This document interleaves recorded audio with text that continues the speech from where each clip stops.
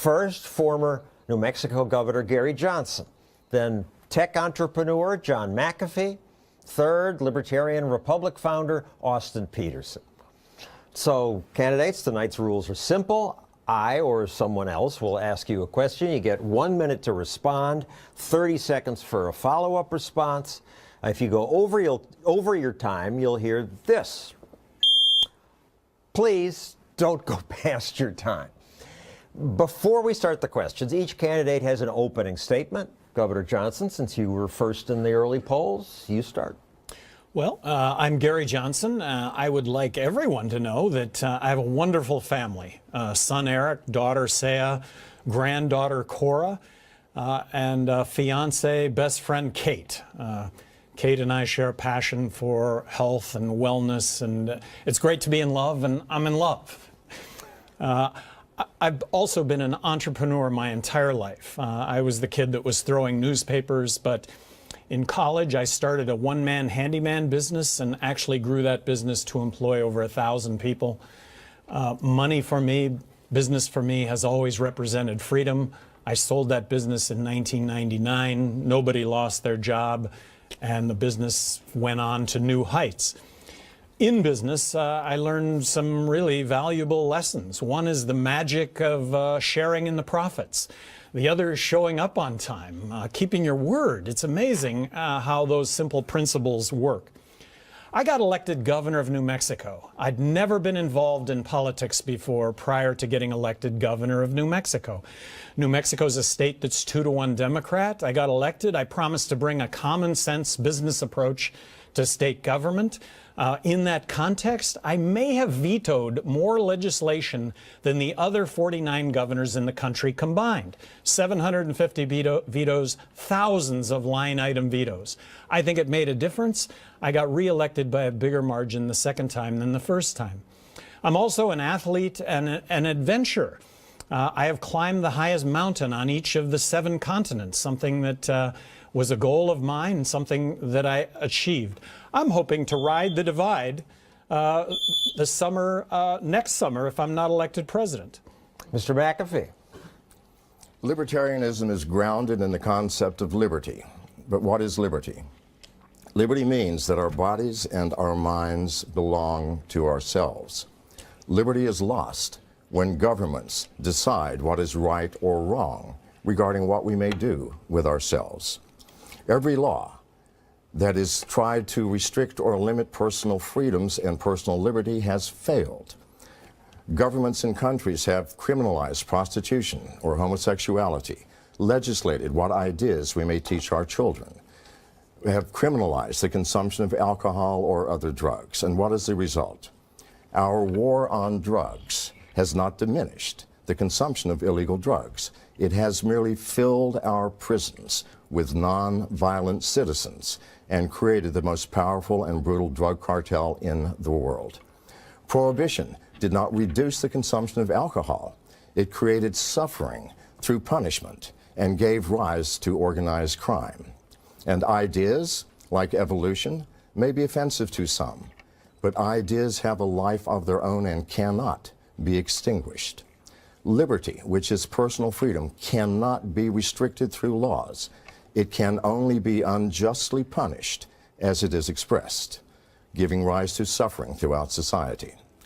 We're all libertarians on this stage, and you are libertarians here. I am hoping that this debate tonight will make clear the value of liberty in all things. The fact that liberty, its very existence, depends on privacy, and that it is the foundation of a sane and prosperous society. Mr. Petersen. Yeah.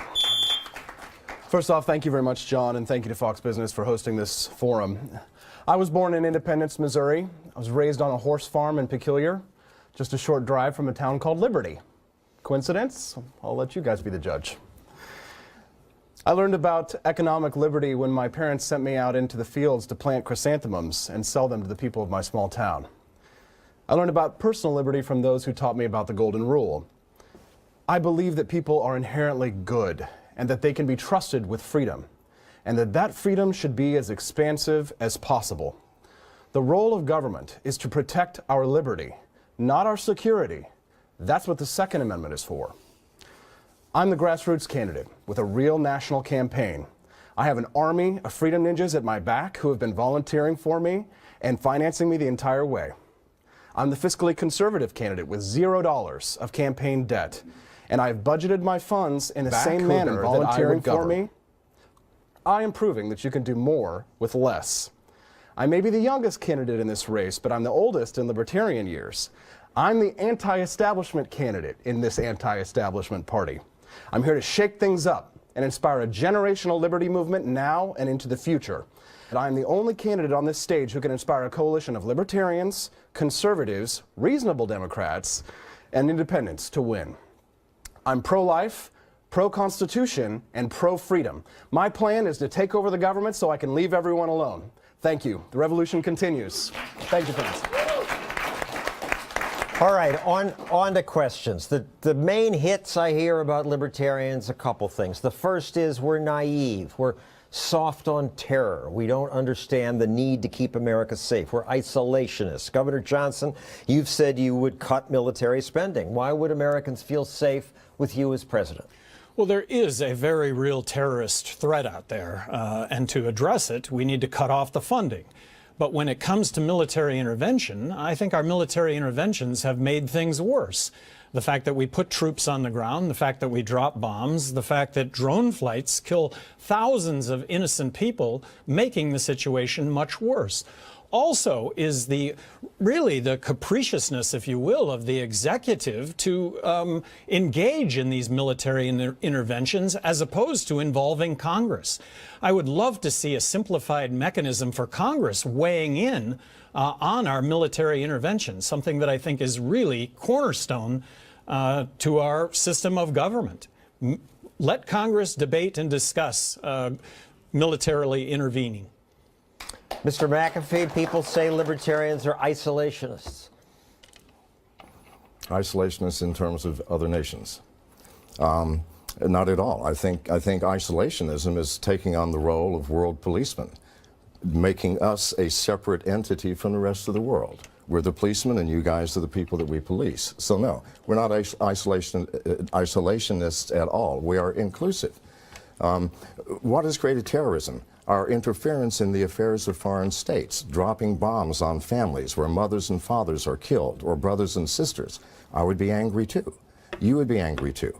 So it is not isolationism to say that we need to bring our troops home, or that we need to stop interfering in the affairs of foreign nations. It is reality and practicality. Mr. Petersen. You know, obviously terrorism is a threat, but we have got to resist these politicians who are going to fearmonger as an excuse to take away our liberties. Stand up to people who use every tragedy as an excuse to take away our constitutional rights. Now listen, Thomas Jefferson had the Islamic terrorists of his day. He still managed to fight them constitutionally. After 9/11, Congressman Ron Paul went to the Congress and asked for letters of marque and reprisal. Congress should update these letters. Article 1, Section 8 of the U.S. Constitution would give us powerful tools to fight ISIS in a way that doesn't involve invasion, occupation, and nation building. No matter what, if we want to defend our national security, we should only go to war with a declaration of war. The president should always obey the Constitution, and if I'm Commander-in-Chief, I promise to only go to war if it's constitutional and to obey the law. And just a quick answer, please. When is it right to go to war? When attacked. Same. My question is, why do we have war? I mean, we're operating under the assumption that war is a necessity. I don't buy that. I think the president does have the power of the veto. Well, when is it right to go to war? Only if the Congress declares war constitutionally is it right for the United States. When should Congress? If we have a significant threat, there are circumstances when the United States may go to war, but we should only do so through due process. Another thing we're criticized for, libertarians are criticized for, we're soft on drugs. People think libertarian means libertine, and some say libertarians encourage drug use. Mr. McAfee, you first. What is a drug? I mean, almost everyone in America drinks alcohol. This is a drug. Coffee is a drug. Cigarettes are drugs. Being soft on drugs, what does that actually mean? I think what's happening now, we declared war on everything, including drugs. Why? Because certain people prefer alcohol to marijuana, or certain people prefer marijuana to heroin. What is the difference? a heroin addict's addiction is its own punishment. We don't need to punish people more. Is that being soft? No. You are responsible for the repercussions of your choices. And if you are taking drugs, you've got to live with that. Thank you, candidates and viewers. I thank you for your suggestions via social media. If more of you want to join this discussion, please follow me on Twitter at John Stossel, use the forum, or like my Facebook page so you can post there. Coming up, questions about the size of government. What should we cut? And more about war. When should we go to war? That and much more when we return.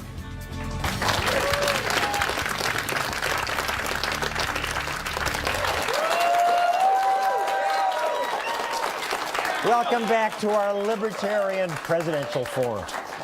On Facebook, Lonnie posts, people say libertarians will cut the safety net, welfare programs to non-existent. So, how would you address the welfare state? Should it be replaced? How is it not effective? What should happen? Mr. Petersen.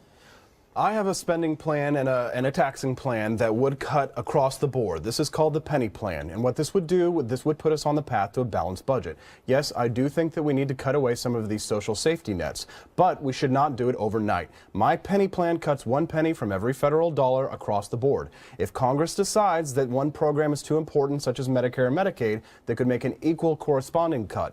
It also includes a balanced budget amendment. We need to force Congress to live within their means. 18% of total GDP. If the American people have to balance their checkbook, so should Congress. Right now, the debt to GDP ratio is 105%. Let's force them to stay within the law. No more than 18% of GDP. Cut the budget across the board. Everybody takes a haircut. That's how we'll shrink government, and no one is going to be hurting. No one is going to be hurting, he said. People say you libertarians are not going to take care of the poor. The government has to do that. Having been governor of New Mexico, I can identify what I believe are those people that are truly in need. And if there wasn't a safety net, I think that would be bad. I want to support those truly in need, but we've gone way over the line when it comes to that. I think the biggest issue facing this country right now is the fact that government is too big. It spends too much money. It taxes too much. I would be proposing a balanced budget to Congress, which would be a 20% reduction in federal spending. And to do that, you've got to include Medicaid, Medicare, military spending, and to do that, you could devolve Medicaid and Medicare to the states. In my heart of hearts, as governor of New Mexico, if the federal government would have given me Medicaid and Medicare with 20% less money, I could have delivered health care. I could have administered or seen the administration of 20% less money to deliver those services. When it comes to the military, look, a 20% reduction in the military only goes back a handful of years. Mr. McAfee, would you cut the welfare programs for the poor? Who will take care of the helpless? It's a very complex issue, Mr. Stossel. Let's look at Social Security Administration. It is the second largest drain on the federal budget at over $700 billion. And yet, everyone on Social Security paid money that they worked hard to earn into a system that the government promised would pay them back when they were older. Now, that is a commitment that we made as a government. And as libertarians, do we not meet our commitments? Seriously, it is an obligation. It's the obligations we are not meeting which is the problem. The veterans, here's another issue. We send young men and women off to war saying, go and risk your life and your limb for your country. And when you come back without limbs, well, we're sorry. We'll give you the lowest possible care. This is the problem. Thank you. All right, these are nice thoughts, but what specifically would you cut? Agencies, for example. The state is the great fiction through which everybody endeavors to live at the expense of everyone else. I would cut them all. They had no right to take it from us in the first place. The United States should not be in the business of charitable because you put a gun to someone else's head and you force them to be charitable. Charity is given from the heart. We need to get back to that. That's what made America great. We have removed the role of charity in society. Families, friends, neighbors, churches, community, society. Where is the love for one another? Government doesn't love us. That's what we need. We need to get back to a system where people can take care of one another. The Catholic Church would love to step in and do charity, but the government gets in the way. And Obamacare has destroyed our healthcare system. As president, I would demand that Congress send me legislation overturning the ACA on day one. Governor Johnson, you agree? Something different?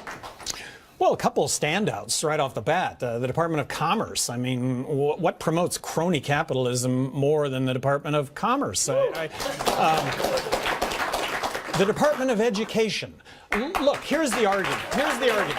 Is the federal government gives each state 11 cents out of every school dollar that every state spends. But it comes with 15 cents worth of strings attached. Federal government says you have to do A, B, C, and D, and here's 11 cents, and the states spend 15 cents to do that.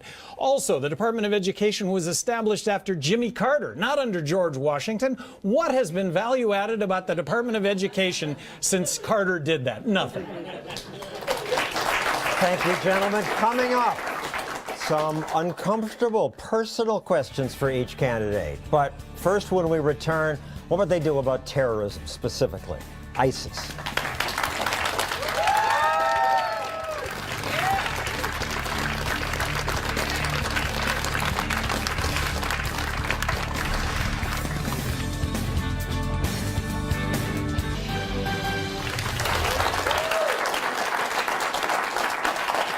We're back with the three leading Libertarian presidential candidates.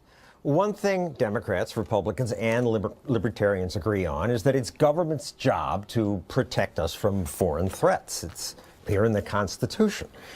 But people say Libertarians won't make us safe. Mr. McAfee, as president, what would you do about ISIS? That's an easy answer. I'd like to first start, I didn't get a chance to say which program I would cut. I think the FDA serves a very limited purpose, and so that would be the first thing I would address. What would I do about ISIS? ISIS is a problem of intelligence gathering more than anything else. I mean, we have the capacity. Certainly, is anybody doing terrorist acts inside of China or inside of Russia? No, it just doesn't happen. They are so far ahead of us from a cybersecurity standpoint, meaning intelligence gathering in the modern age. We should know well in advance before every terrorist attack on the planet, and yet we do not. We do not. Or if we do, we're not telling anybody. It's one of the greatest tragedies. We need new training. We need to make ourselves up to date. We are 20 years behind the Chinese and the Russians. That alone would protect us? I'm sorry? That intelligence alone would protect us? They want to murder us. Can I give you an example? Okay. We have the capacity, using pattern recognition, without having to listen to anybody's conversation or invade anybody's privacy, to determine what a terrorist cell is. They have anomalous communications. The leaders will take a different phone and throw it away every day. They use only outgoing phone calls. When a terrorist attack is about to happen, there's a flow from the chain of command. These things are easily identifiable in today's cyber science world. We're not applying them. I'm sorry. And so, if we could protect and prevent every attack, would that not help us? Mr. Petersen. You said something like that. Well, I'll tell you, the first thing that I would do is I would obey the Constitution and respect the Fourth Amendment rights of American citizens. Now, we can fight ISIS. They have inspired attacks on our own homeland, such as in Garland, Texas, and they have attacked Brussels, and they have murdered terrorists in Paris. So they are a sincere threat. But if we obey the Constitution and we follow the advice of the founders and we listen to Congressman Ron Paul, there are thousands of grizzled veterans that are just aching for an opportunity to do their country a favor that would be more than happy to go over there and take care of these boys for us. I trust the Constitution. I trust Thomas Jefferson. I trust the founders. I believe that if we follow the law, that we can protect ourselves and secure our liberties at the same time. Mr. Johnson, Governor Johnson, Senator Cruz said we should carpet bomb ISIS into oblivion. I don't know if sand can glow in the dark, but we'll find out. Well, I think that this is the problem, is that this is how we have addressed these problems. We've addressed these problems with bombs, not our brains. We need to cut off the funding to ISIS, and we need to have Congress declare war on ISIS, and not that they haven't been the aggressor, Where did Al-Qaeda go? Well, gee, we cut that head off, and now we have ISIS, and when ISIS goes, something else is going to arise. Look, we need to contain what's happening over in the Middle East, declaration of war from Congress, and let's cut off their funding. A quick answer from on Twitter. Someone called Hopebringer asks, will you end all foreign aid? Mr. McAfee. Well, again, we have commitments as the U.S. government to a number of other foreign governments that do not involve policing them, and these commitments, if made, we have to keep. I'm sorry, we do have allies, and we do have enemies in this world. If you think we don't, you should look at what China has been doing to us for the past year. Took 21 million records from the Department of the Office of Personnel Management. It broke into the Pentagon, the FBI, Homeland Security. We are at war with China. We are. This is a fundamental issue, and we're simply not paying attention to it.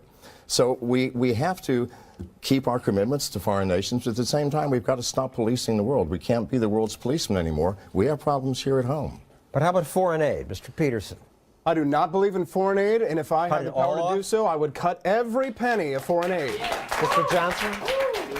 Well, I don't like the term all, but foreign aid, it sounds like food and medicine, when the reality is really propping up a foreign government, taking out one despot and giving the money to another.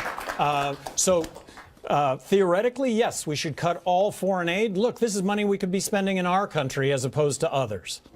Coming up, abortion, gay marriage, health care, helping poor people. But next, those embarrassing personal issues, a reason you may not want to vote for them. I'll bring those up next.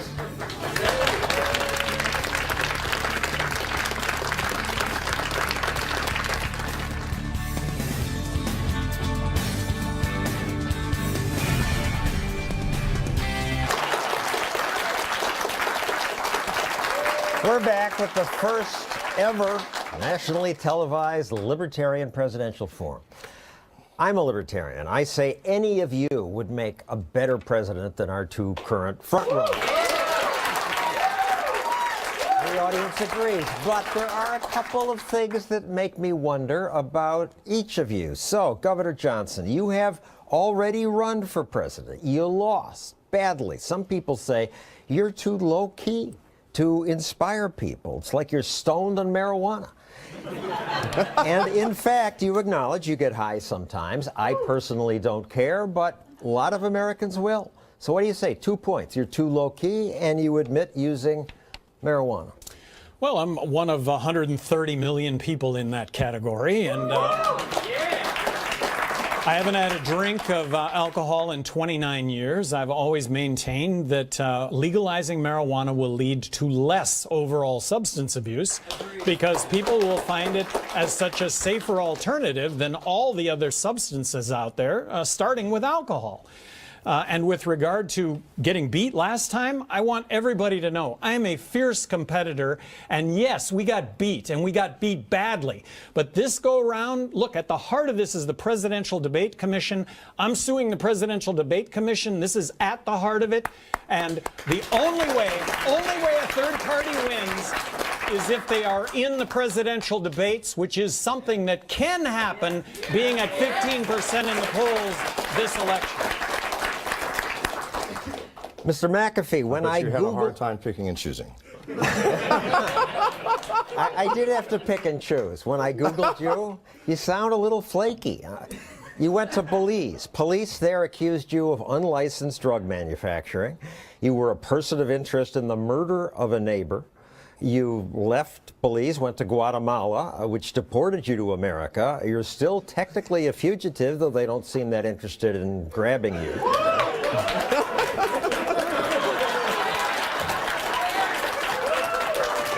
Here in America, you were arrested for driving under the influence of Xanax. Why should people trust you? Well, I mean, let's look at the absolute facts. What are the chances of my survival if I were actually manufacturing illegal drugs in Central America? Please. right? If I were really doing that, I would be second half-life. So that's issue one. And number two, I was never charged with murder, and certainly not a fugitive from justice. That's an absolutely incorrect statement. You can all that web. So that's utterly false. I did indeed escape into Guatemala. Why did I have problems? I was asked for a $2 million donation to the ruling government. I said no. Exactly 1 week later, my property was raided by 42 armed soldiers who shot my dog in front of my eyes, tortured me, and destroyed $500,000 worth of my property. That was a problem I had with police. And DUI in Tennessee. Oh, yeah, the DUI. That was the most foolish and stupid thing I've ever done. I own up to it. All right. Austin Petersen, here's my problem with you. You're 12 years old. You're not old enough to be president.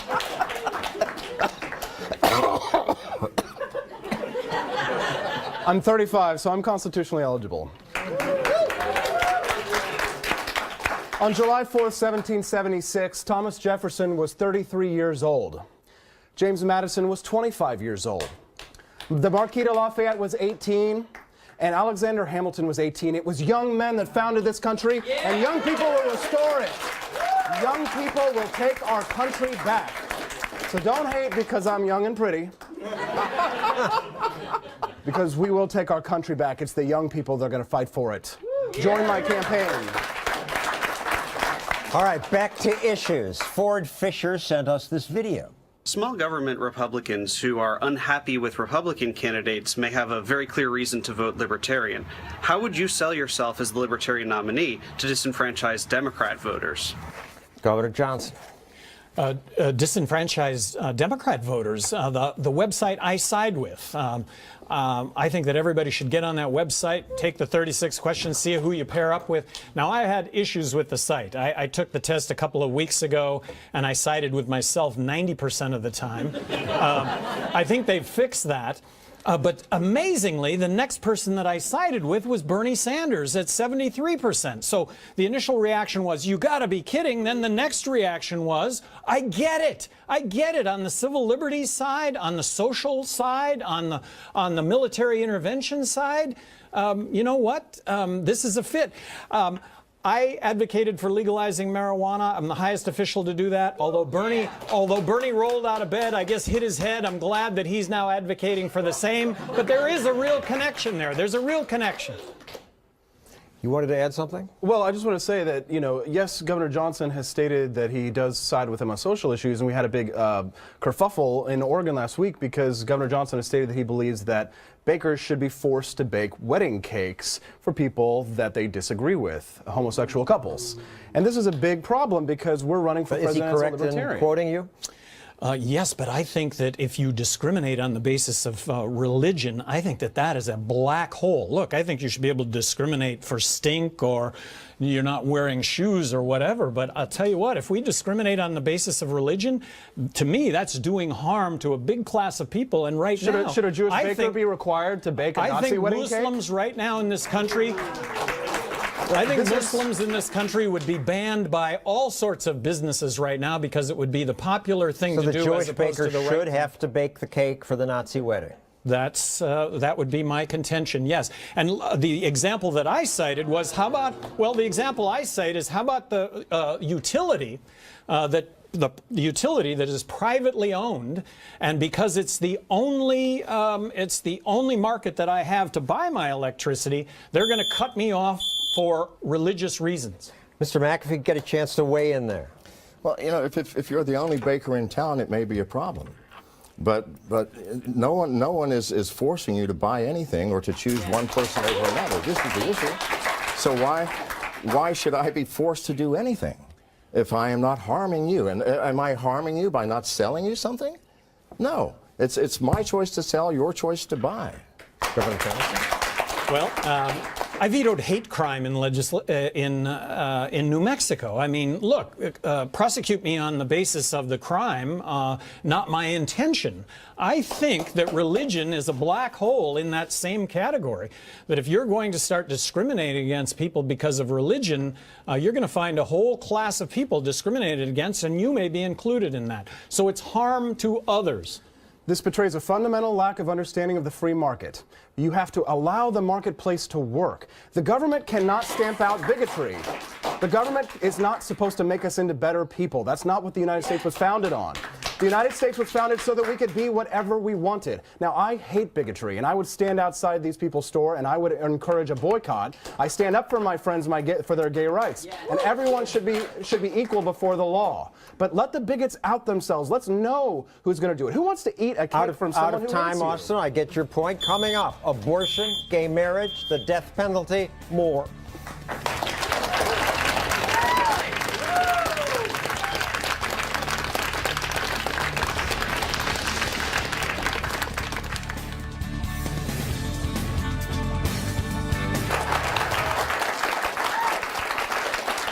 We're back with our Libertarian presidential debate. Mr. Petersen, when you introduced yourself, you made a point of saying you're pro-life. You would have government ban abortion. We're back with our Libertarian presidential. Every non-coercive measure that we can to end abortion, and there are options. Ending the federal war on drugs would allow women to purchase birth control over the counter. But would you have laws on abortion? The president has no authority to enact laws on abortion. The Congress writes the law. But we should be morally pro-life. All humans deserve the same right to life, liberty, and the pursuit of happiness, and we should find every opportunity we can to save lives. Want to make any points on that? I think this is where Austin and I disagree, and my apologies, sir. I think that a woman's right to her own body is one of the fundamental issues in this country. And more importantly, I do not think it is the federal government's job or the state government's job to interfere in this process. Thank you. How can there be a decision more difficult than abortion, and who should be making that decision other than the woman involved? No one. All right, lightning round. Do you support the death penalty? We'll start with you, John. It's the most barbaric thing imaginable. Austin.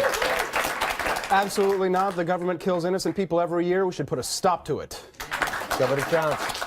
No, I do not support the death penalty. Gay marriage? Any position? Gay marriage? Well, I met Austin in a gay bar.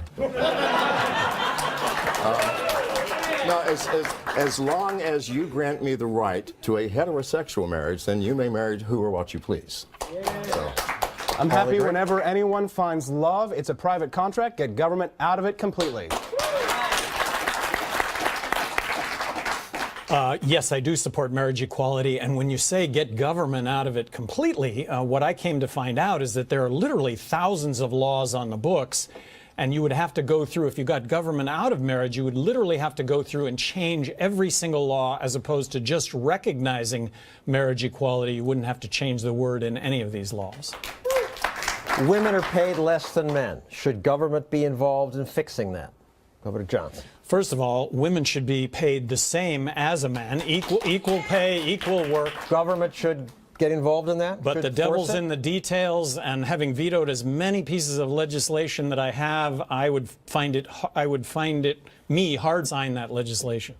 But I would keep an open mind to how that legislation got written. But I will tell you, the devil's in the details. Mr. McAfee, should government intervene? I think that people should be paid based on what they do and their talents and their productivity, rather than whether you're a man or a woman or anything else. But who decides, government or the business? Pardon? Who decides, government or the business? Well, the employee decides, does it not? government there's should not get there's more than one business in the world. If you don't want to work for this employee, work for somebody else. Mr. Petersen? The unfortunate truth is that the reason why there is this, quote, gender pay gap is because of women's choices. Women fall out of the workforce. They have children. They don't work as long hours. So when you look at the economic data side by side, the truth is that the gender pay gap closes. And now more women get more degrees, and 35 years and younger, those women are actually now making more because more women are going to college than men. So should government force more men to get into college? The government should stay out of it. Last question.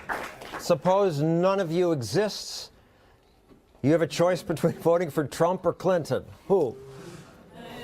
I'd choose to remain non-existent. I don't vote for people that I don't believe in. Mr. McAfee, lesser of evils? You're asking me to choose between a case of the measles and a bladder infection. I'm sorry. I don't know. I can't answer that. Governor Johnson? Look, I would vote for the Libertarian candidate if none of us were up here. I would vote for a third-party candidate if none of us were up here. My first vote for a Libertarian candidate was Bergland against Reagan, his second term. He blew the lid off of spending. That's the end of our first debate. The second half of this forum will air next Friday. When we return tonight, analysis of the debate so far from Fox Business host Kennedy and Reason editor Matt Welch.